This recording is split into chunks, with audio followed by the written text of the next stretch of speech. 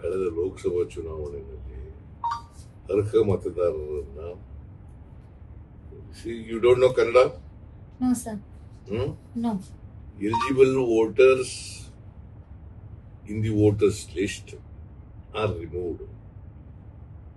Some new people are included in the voters list. That means to say they are not the voters of the constituency. That is what Rahul Gandhi ji raised this question in the parliament and outside the parliament also.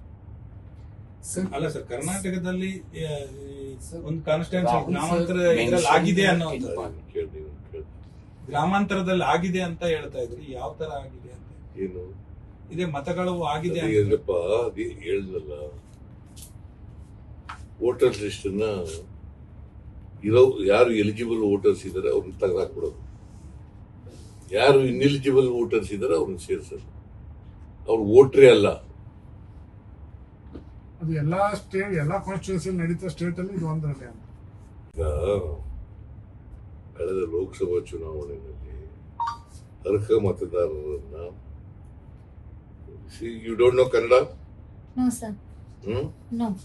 Eligible voters in the voters list are removed.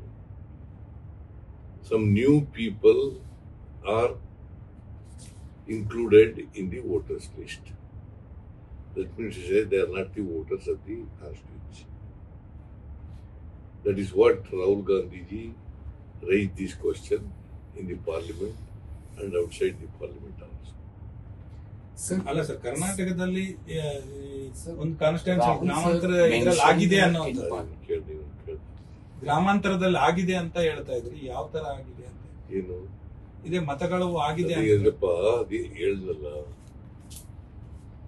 Voters list ಅನ್ನ ಇರೋ ಯಾರು eligible voters ಇದಾರೆ ಅವ್ರನ್ನ ತೆಗೆದಾಕ್ಬಿಡೋದು, ಯಾರು ineligible voters ಇದಾರೆ ಅವ್ರನ್ನ ಸೇರ್ಸೋದು. ಅವ್ರು ವೋಟ್ರೇ ಅಲ್ಲ.